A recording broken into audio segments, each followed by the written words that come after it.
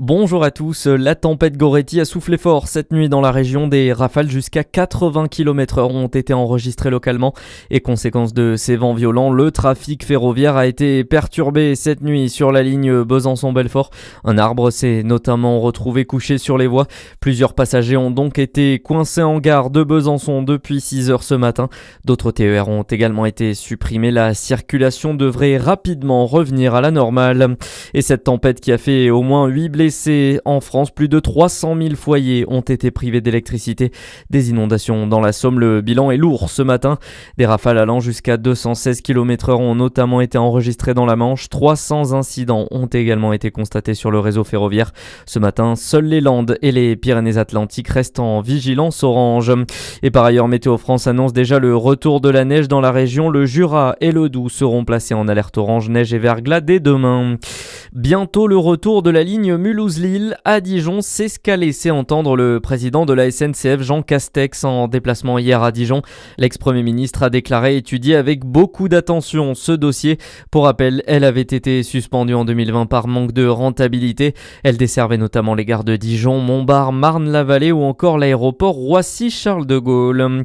Le site des Oratoriens a ouvert au lycée Hyacinthe-Friant de Poligny. L'inauguration a eu lieu hier en présence de Jérôme Durin, le président de la région Bourgogne-Franche-Comté.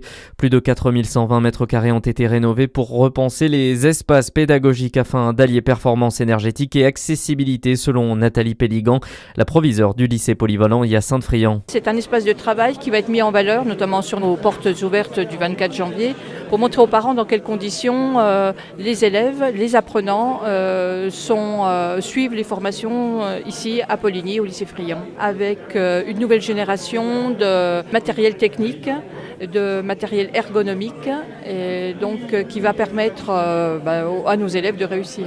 Et puis c'est un établissement qui mérite qu'on l'accompagne, avec tout le dynamisme qui m'accompagne et qui accompagne les équipes. Donc très heureuse d'être présente et très heureuse d'accompagner dans un site exceptionnel toutes les équipes pédagogiques et les élèves et les familles. Le montant total des travaux s'élève à 14 millions d'euros financés par la région. Dans l'actualité également, le retour des agriculteurs. Des tracteurs organisent ce matin une opération escargot sur le périphérique parisien. Déjà hier, ils ont investi la capitale pour dire non au traité du Mercosur qui doit être validé aujourd'hui par les 27 pays de l'Union européenne. La France, elle, a dit qu'elle voterait contre. D'autres actions sont également en cours à Bayonne et au niveau de la frontière belge.